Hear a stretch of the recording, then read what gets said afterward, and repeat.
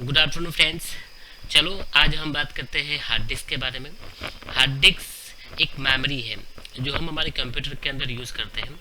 इसके द्वारा आप अपने कंप्यूटर के अंदर परमानेंट डेटा स्टोर कर सकते हैं। अगर हार्ड डिस्क आपके कंप्यूटर में है तो जाके आप वहाँ पर डेटा स्टोर कर सकते हो। विदाउट एनी हार्ड डिस्क आप कंप्यूटर में डेटा स्टोर कर सकते नहीं है। हार्ड डिस्क के अंदर जो डेटा स्टोर होता है वो परमानेंट होता है, मतलब एक बार अगर आपने हार्ड डिस्क में कोई फाइल रख दिया तो वो लंबे समय तक आप वो फाइल को रख सकते हो। ओके। हार्ड डिस्क जो है वो एक सेकेंडरी मेमोरी होता है। सेकेंडरी मेमोरी का मतलब क्या होता है कि सीपीयू के इंटेंस में बात किया जाता है कि सीपीयू जो मेमोरी को डायरेक्टली एक्सेस करता है तो उसको हम क्या बोलते हैं, प्राइमरी। ओके, मान लेते हैं कि ये सीपीयू है और ये सीपीयू डायरेक्टली ये मेमोरी को एक्सेस कर रहा है। ओके, जैसे कि मैं बोलता हूँ रैम, तो सीपीयू जो मेमोरी को डायरेक्टली एक्सेस करता है, रैम को एक्सेस करता है, तो इसको हम क्या बोलते हैं, प्राइमरी मेमोरी। क्योंकि सीपीयू डायरेक्टली एक्सेस करता है विदाउट एनी इंटरफेस, सीधा वो रैम से कम्युनिकेट करेगा और डेटा को रीड राइट करेगा। तो रैम जो होती है उसको हम क्या बोलते हैं, प्राइमरी मेमोरी। बट सीपीयू जो मेमोरी को इनडायरेक्टली एक्सेस करता है, जैसे कि आईडी कनेक्टर पर अगर आपने कोई हार्ड डिस्क लगाई है तो ये हार्ड डिस्क को वो उसमें से डेटा को रीड एंड राइट करेगा। तो यहाँ पे सीपीयू जो मेमोरी को इनडायरेक्टली एक्सेस करता है तो उसको हम क्या बोलते हैं, सेकेंडरी मेमोरी। तो हार्ड डिस्क जो है वो एक सेकेंडरी मेमोरी है और रैम जो होता है वो प्राइमरी मेमोरी है। तो यहाँ पे लिखा है कि सेकेंडरी मेमोरी है, right. And now it also called non volatile memory. Non volatile memory का मतलब क्या होता है कि अगर हार्ड डिस्क में अगर आपने कोई फाइल सेव किया है और वहाँ पे सपोज से कंप्यूटर में से पावर सप्लाई चला जाता है तो भी आपकी जो फाइल थी, आपका जो फोल्डर था वो एज इट रहेगा। ओके, तो पावर सप्लाई चले जाने से हमारे हार्ड डिस्क में जो डेटा होते हैं वो एज इट रहते हैं, वहाँ पे कोई चेंजेस नहीं होता है, इसलिए उसको हम क्या बोलते हैं, non volatile memory. Okay, memory दूसरी भी होती है जैसे कि वॉलेंटाइल मेमोरी। तो वॉलेंटाइल मेमोरी मतलब रैम। ओके, अगर लाइट चली जाती है, अगर पावर सप्लाई चला जाता है तो रैम पे जो डेटा होते हैं वो भी इरेज हो जाते हैं। तो रैम जो होता है उसको हम क्या बोलते हैं, तो रैम मेमोरी को हम बोलते हैं वॉलेंटाइल मेमोरी। एंड यहाँ पे हम बात करते हैं हार्ड डिस्क। तो हार्ड डिस्क एक नॉन वॉलेंटाइल मेमोरी है। हार्ड डिस्क को अलग अलग कंपनी बनाती है, जैसे कि सीगेट है, इटाची है, वेस्टर्न डिजिटल है, सैमसंग है, ट्रांसलेट है, अलग अलग कंपनी आज हार्ड डिस्क बनाती है। हार्ड डिस्क अलग अलग साइज, जैसे कि पुराने समय के अंदर हार्ड डिस्क 20 GB की, 40 GB की, 80 GB की, 160 GB की। ओके, बट अभी 500 GB 250 GB की साटा हार्ड डिस्क आपको मिलती है। ओके, नाउ अभी तो लेटेस्ट बात करें तो 1 TB तक हार्ड डिस्क आज मार्केट में अवेलेबल है। ओके, हार्ड डिस्क को कनेक्ट किया जाता है उसके साटा पोर्ट पे एंड आईडी कनेक्टर पे आप उसको कनेक्ट कर सकते हैं। ओके, तो हार्ड डिस्क का यूज़ मेनली हम डेटा को स्टोर करने के लिए करते हैं। हार्ड डिस्क अलग अलग टाइप की होती है, जैसे कि स्टैंडर्ड हार्ड डिस्क जिसको हम स्टैंडर्ड डिवाइस बोलते हैं, जैसे कि आईडी हार्ड डिस्क जिसको हम पाटा हार्ड डिस्क बोलते हैं। ओके, दूसरा होता है सीरियल एडवांस टेक्नोलॉजी अटैचमेंट मतलब साटा हार्ड डिस्क। ओके, स्कर्जी hard disk, external hard disk मतलब USB hard disk and wireless hard disk. And अभी मार्केट में एसएसडी भी आ गया है, तो एसएसडी मतलब सॉलिड स्टेट ड्राइव। तो ये भी हार्ड डिस्क आज मार्केट में आप लैपटॉप के अंदर, कंप्यूटर के अंदर यूज़ कर सकते हैं। सबसे पहले बात करते हैं स्टैंडर्ड ड्राइव्स, जैसे कि आईडी हार्ड डिस्क जिसको हम पाटा हार्ड डिस्क बोलते हैं, और ये हार्ड डिस्क को थोड़ा और एक्सटेंड किया तो उसको ईआईडी हार्ड डिस्क बोलते हैं। अब ये हार्ड डिस्क को स्टैंडर्ड प्रोवाइड किया है एटीए। तो एटीए मीन्स क्या होता है, एडवांस टेक्नोलॉजी अटैचमेंट। तो ये एटीए एक ऑर्गेनाइजेशन है जिसने हार्ड डिस्क का स्टैंडर्ड डेवलप किया है।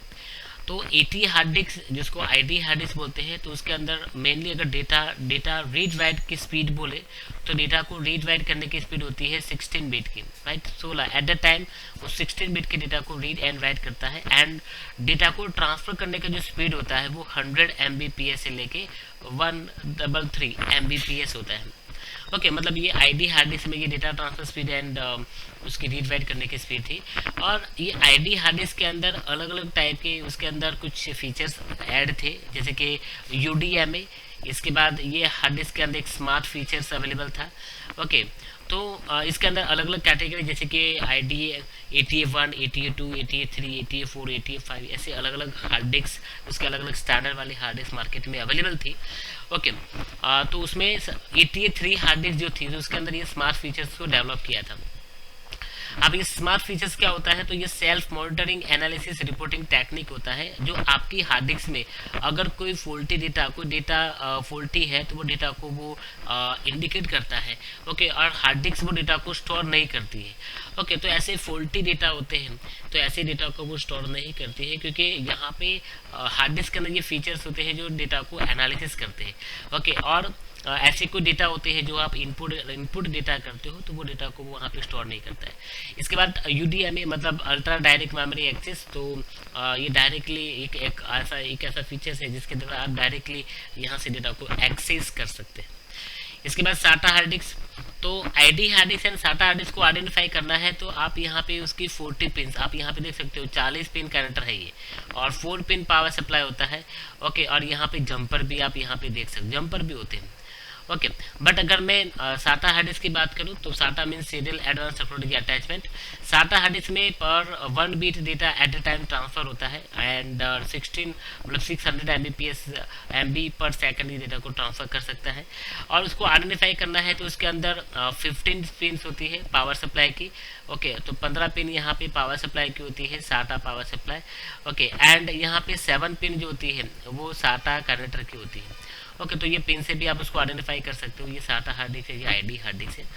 ओके, आगे बात करते हैं, तो SATA हार्ड डिस्क को कनेक्ट किया जाता है SATA पोर्ट पे। तो SATA पोर्ट पे आप उसको कनेक्ट कर सकते हो जो मदरबोर्ड पे होता है, और ये हार्ड डिस्क को आप यहाँ पे लगा सकते हैं।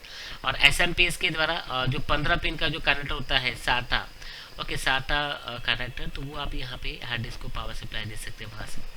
ओके, तो SATA बहुत ही फास्टर होते हैं compare to ID hard disk. SATA hard disk के अंदर आप देखेंगे तो SATA के अंदर 3 टाइप की कैटेगरी होती है। ओके, एक SATA 150 होता है, ओके, जो 1.5 GB के डेटा को ट्रांसफर कर सकता है एट अ टाइम। ओके, एक दूसरा हार्ड डिस्क SATA के अंदर होता है SATA 300, तो इसका मतलब होता है कि ये हार्ड डिस्क के अंदर एट द टाइम 3.0 Gbps के डेटा को आप ट्रांसफ़र कर सकते हैं।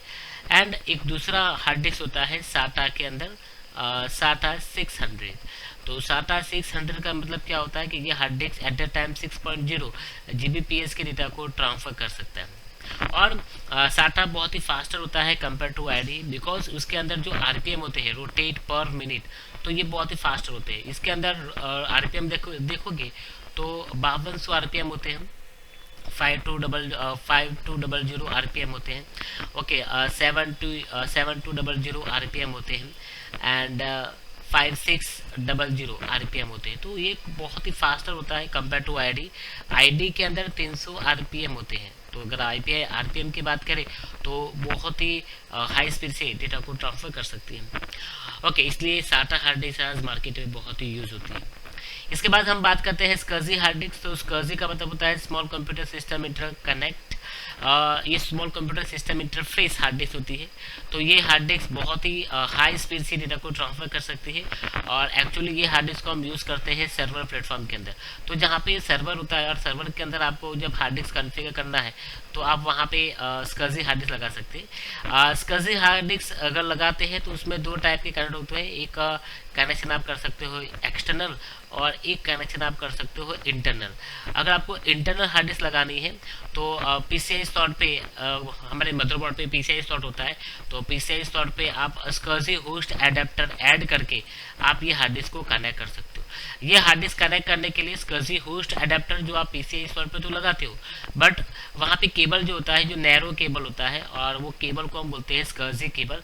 और ये SCSI केबल पे 15 कनेक्टर्स होते हैं, मतलब 15 कनेक्टर होते हैं। इसका मतलब होता है कि आप यहाँ पे 15 SCSI डिवाइस लगा सकते हो, 15 हार्ड डिस्क नहीं लगा सकते। ओके, ये बहुत ही फास्ट होता है compare to SATA and ID hard disk. ये नॉर्मली हम यहाँ पे यूज़ करते हैं सर्वर प्लेटफॉर्म के अंदर। इसके अंदर आप RAID कॉन्फ़िगर कर सकते हो, रेडंडेंसी एरे इंडिपेंडेंट डिस्क। तो ये डेटा फॉल्ट टॉलरेंस के लिए आप यहाँ पे RAID कॉन्फ़िगर कर सकते हैं। ओके, जहाँ पे आपको मल्टीपल हार्ड डिस्क, जैसे कि मिनिमम 2 हार्ड डिस्क चाहिए, मिनिमम आप यहाँ पे 32 डिस्क ले सकते हैं रेड कॉन्फ़िगर करने के लिए। तो डेटा फॉल्ट टॉलरेंस के लिए आप ये रेड कॉन्फ़िगर करते हैं और ये रेड आप SCSI हार्ड डिस्क के अंदर भी कॉन्फ़िगर कर सकते हैं। ओके, तो ये SCSI हार्ड डिस्क जिसको हम यहाँ पे थोड़ा सा इन्फॉर्मेशन मिले, SCSI हार्ड डिस्क कहाँ पे यूज़ होता है। ओके, आगे बात करते हैं। तो ETA की बात करते हैं। तो ETA क्या होता है, तो मेरा